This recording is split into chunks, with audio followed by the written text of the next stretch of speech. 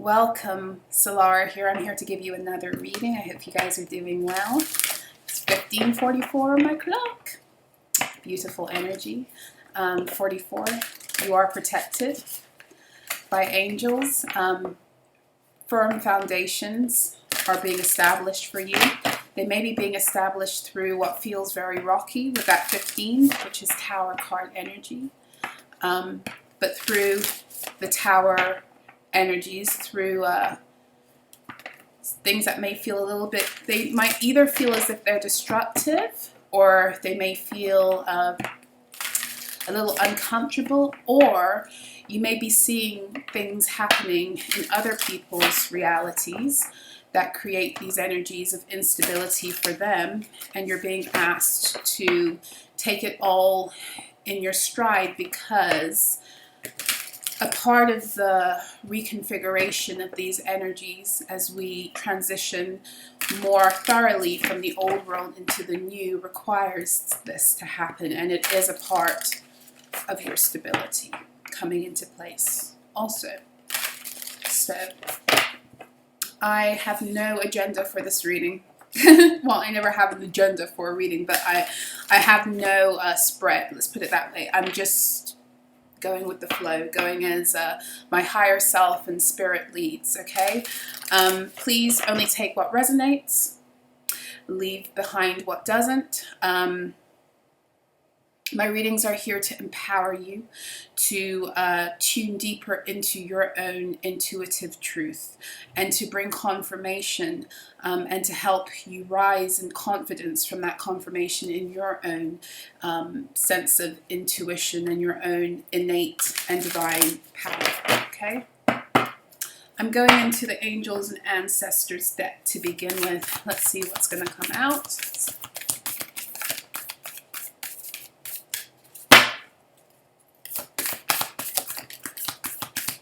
Shield Maiden, make plans and focus. Earth Guardian, yes, again, this is the energy I was speaking of just now.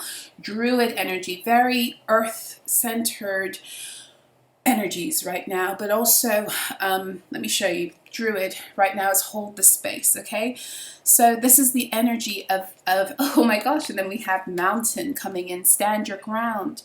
So this is the energy of standing still, of allowing whatever it is that's coming for you to let it come to you. That this is the energy of you don't have to do anything right now, but stand, hold the fort, create the container through which you can receive, like create the energetic foundation. We talked about this on Monday. Create the energetic foundation through which you can receive these energies, and then hold that in place. And you hold that in place through faith, through believing, and through taking action that lines up with this. But I want to be careful when I say take action, because this is not an energy of being overly active. There has to be a very real balance that you're striking right now. Again, we have this Earth Guardian. Stay rooted and grounded. So be very, very grounded because whatever it is that's happening, whatever transition is occurring in your life, there may be, again, like I said, with that 15:44 on the clock, all around you there may be shakiness. But you stay grounded and rooted in your truth, because what you know is coming for you, it is. It is. Do not look to the left and do not look to the right. Do not be concerned with what is happening in other people's realities, or be concerned with what your neighbor's saying. And I know most of you probably aren't like that, but still, it's a time to be very centered in the earth, and be very centered in your power, in your energy, in your truth, because something is coming to help to further secure your own sense of security and your own foundations. But in order for that energy to find you, you already have to be embodying it. Okay, so there's also this energy of like the Shield Maiden, make plans and focus. And oftentimes, like this energy of making plans and focusing, it is more masculine, but in this deck specifically, it is a lady who's being shown, because I believe in this tradition, women were warriors also, right? And we know that we are now anyway, but this is looking at more ancestral energies, okay? This may have been, I think it probably was the Vikings when I look at the design of this card, but I'm going to actually go very quickly into the book for this one.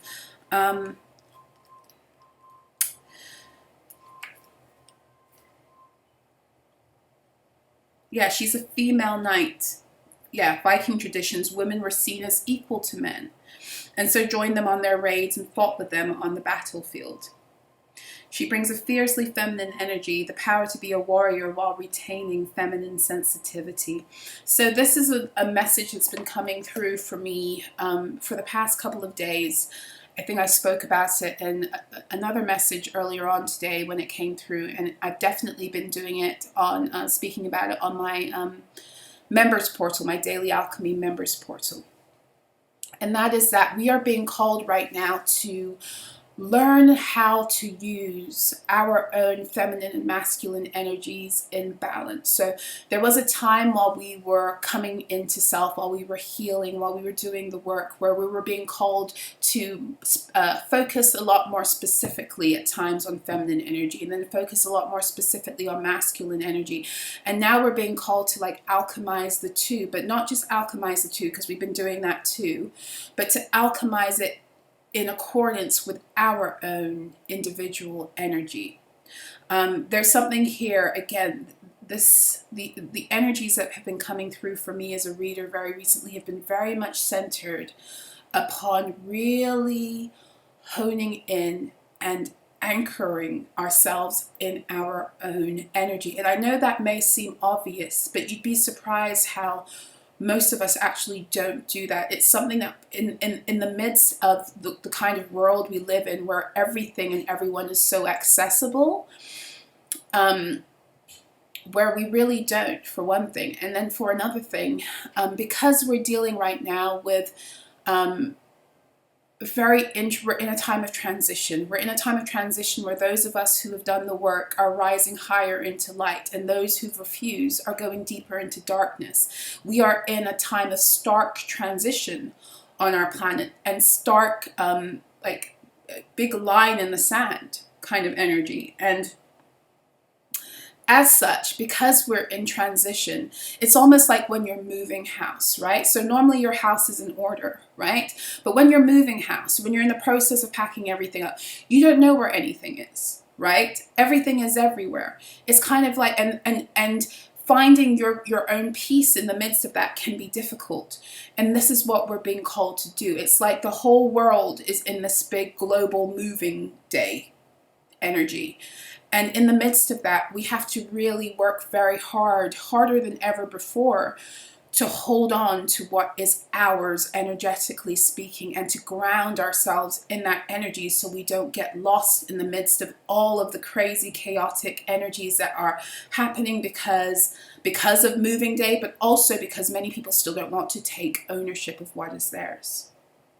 So in that, like with the Shield Maiden, like it said in the book, I didn't read the whole thing, but like it said in the book, it's about being fierce, but also retaining feminine energy. So it's about, being a warrior, being highly protective, but also doing it with an energy of grace and compassion for self as well as for others. It's a real balancing act. There's a real balancing of energies that's having to happen in us right now. I love it when the Guardian cards come out. And again, this is now that I think about it, this Guardian in this deck is actually a non-binary. So again, we have that energy of,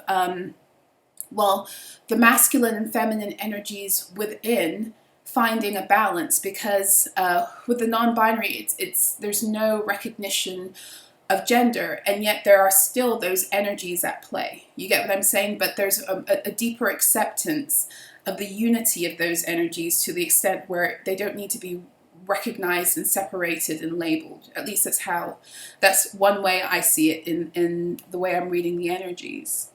Okay, with the Druid and the Earth Guardian, it's time also to really try to connect with nature, connect with your surroundings, connect with plant energies, connect with plant spirits, connect with your plant allies. Whether you do that by going out and about, or if you live in a city, you know, there are so many ways you can connect with plants. You can connect, you can have houseplants. I'm not a huge fan of houseplants because many of the ways that they're cultivated, because houseplants have become such a huge freaking fad, they're actually not very sustainable for our environment. Many people don't know that, but having a whole bunch of houseplants and specific varieties, etc., is not very, because we as humans, we just take things and we don't know how to maintain the balance. This is the problem. Like, since 2020, this obsession with people having houseplants has gotten, I won't go into it, but I mean, do what you have to. I have a few houseplants, I'm not going to lie, I do, but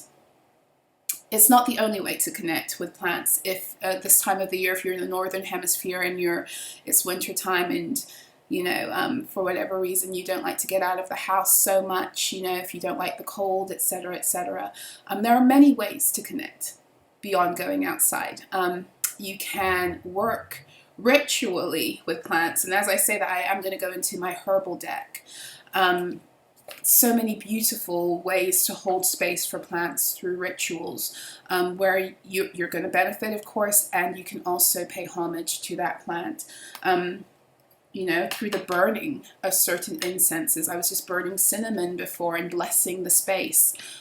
For myself and for those of you who listen, like, there's so many ways to work. You can drink teas, and you can do it in a ceremonial way. And when I say ceremonial, there doesn't have to be a lot of faff about it, a lot of fluff. It can really be, you know, just speaking your intentions over the water and the herbs, and being grateful for what it is that they're doing, and recognizing that they didn't arrive to you in a plastic or in paper or in a jar, and that was their origin. Like, they were once upon a time a part of the earth, and you can still connect with that energy through, you know, using them in a variety of ways, whether, you know, it's drinking tea, or it's doing a burning pot in your kitchen, or it's, you know, incorporating them in a foot bath or in a sacred bathing ritual, or, you know, around a candle, or burning it through incense. There are so many ways to connect with and call plant energy into your reality, and the Druids knew this well too. They worked with nature in so many different ways. So know that for some of you, you know, like, there may be very real reasons why you can't get out in nature. You may, you know, suffer from like autoimmune issues or illnesses that flare up in the cold and the damp, and you're hearing all these messages, get out in nature, and you're just like, for fuck's sake, I can't. And I get that. I get that. So know that there are beautiful, highly sacred ways you can connect with plants and nature, if you cannot go outside. Somebody needed to hear that. And some of you right now, with the changes that are going on, sometimes you go outside and you just become overwhelmed by the energy if you are a highly sensitive being. That's another thing. To those of you who are going through that, I would up my protection before I go out, for one thing. Definitely. And constantly clear it and cleanse it. But that in and of itself can be also tiring right now too. So let's see. Let me go into my herb deck and see what ones want to come out for you. We have rue. Rue. They'll rue the day they fucked with us. Indeed. Too many. Oh, and then we have some I haven't finished yet. So we have rue came out, and we have asafoetida. Ooh, this is strong, like curse breaking plant energy. Let me see. Yeah, so with that, with this Shield Maiden card coming out, there is this energy of being a warrior and fighting. but also having an energy of compassion and focus. But we have here some very strong, hard-hitting energies that want to be known. So we have Rue here. Removal of malefic magic and negative entities, hex breaking and uncrossing, cleansing and protection, defensive magic. So Rue is very powerful for clearing oneself, uncrossing and removing hexes, curses, malefic magic. Very powerful for that. But don't ingest it, because it can cause, especially for if you're pregnant, Rue can cause miscarriage. So do not mess with Rue. I wouldn't touch it at all if I'm pregnant. But Rue can be used to bathe in. You can burn Rue also. Surrounding a candle, also a black candle. But there's something here right now, because we have at the bottom of the deck, we have allspice berries. And allspice berries is when you really want to direct your intent, like bring a lot of focus to what it is you're doing, and to assure that whatever working you're doing is successful.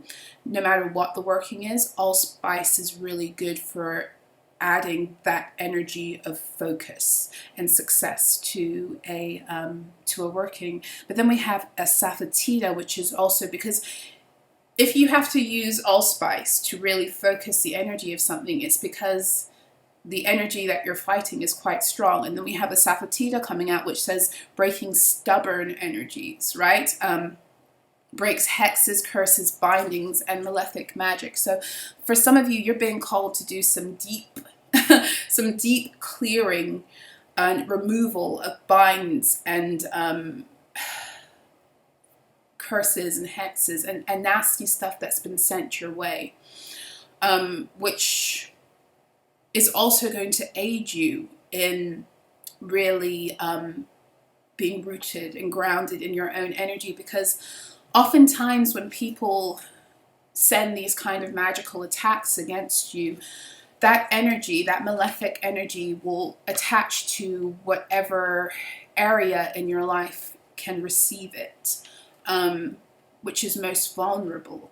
So for some people, it manifests physically in their actual bodies. For some people, it manifests like mentally, like they have really hard times with depression and despair and insomnia. For some people, it's emotionally. There's a lot of like ups and downs. Know that malefic energy is here to constantly take you off center and out of your truth. And so for some of you, you're being called to really do some serious unbinding, unhexing, removal of curses and very, very stubborn energies. And for some of you, it's ancestral with this Druid card too. It's like stuff you've been carrying that doesn't belong to you. And the more you clear this energy, the more you will access that ability to be immovable, right? Like with this mountain energy, to stand your ground. Right? But that's very, very strong plant medicine coming forth to help you clear. So make sure you wrote that down. That was Rue, Safatida, and allspice to control the energy. You can grind that all up and make an incense. You can surround a candle, but make sure whenever you're working with plants that you are communicating with their spirits, that you are speaking to them, that you are calling out of them. It's like working with a human being, you know, like if you are wanting to bring the best out of a person, then you're speaking life. You're speaking to them what you know to be their gift and their strength and their calling. It's the same with plants. So especially when you're doing this kind of work, when you're trying to get rid of these kinds of energies, make sure you're really communicating with the spirits of the plants. And you'll find that they will also communicate with you. You might start dreaming about certain plants. If a plant shows up in your dream, pay attention. It's there to help you. It's there to help you. Plants are some of the most ancient, our most ancient ancestors. They hold so much freaking knowledge about this planet and about all the things that have gone down on this planet. They're often so overlooked. But this is where the power of herbs, working with herbs and plants, comes in. You know, there's a science behind it, believe it or not. There really is. And as a person who is trained in medical herbalism, I can tell you that a lot of the medical interactions, they move over into energetically what a plant does too. They truly are like such underrated magical resources for us, medicinally, energetically speaking. Like, plants are powerful. They're powerful, and when you respect them, they respect you, you know? So let's see. Any more messages? I'm going into the Moonology Oracle.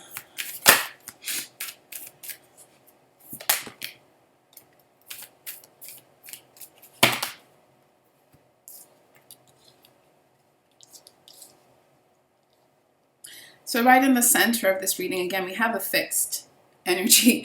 Hold your vision. So we have, again, this word hold. We have hold the space. Hold your vision. This is not a time to make any movement. This is a time to gather your strength. Gather your strength. Believe in the impossible. Blue moon energy. Something is going to come towards you. Something is happening. Something, you're being asked to center your energy and to ground yourself, because something that you might have thought was impossible wants to come towards you. And you have to be grounded in your energy to receive it. Full moon in Leo, don't let pride get in your way. Don't be stubborn. Don't be stubborn, especially in your lower self energies of believing that things can't happen or things aren't moving, or, you know, don't allow your ego to get in the way of what is happening for you right now divinely. And here we go. Look at this. This is beautiful. We have the full moon in Gemini, which is happening in about 12 hours now. The answers you need are coming. There's something about this full moon that is bringing in an energy that's going to help you elevate. But you must release that which has been keeping you out of your own sense of solidarity within self. That's really what I'm getting here. But hold your ground, stand your ground. Stand your ground and connect with the plants. They definitely want to speak to you. Connect with your ancestors, connect with the earth. And there's all kinds of ways you can do that. You might want to really work with earth element. You might want to work more with, well, plants, of course, are earth. And whenever you work with herbs, they have their elemental alliances, but they always, because they come from the earth, they always can be used to represent earth. But some of them have more of a nature of water, air, fire, etc. But all of them, because they come from the earth, they all have that earth element. But yeah, there's something about working very strongly with the element of earth to ground yourself in, because something is coming to bring in a new reality for you. A new reality. There might be some communication coming in the there might be some kind of communication coming in for you. We have the 2 Leo cards. As I move that, I have the new moon in Leo. Confidence is the key to your success. So you might be a Leo.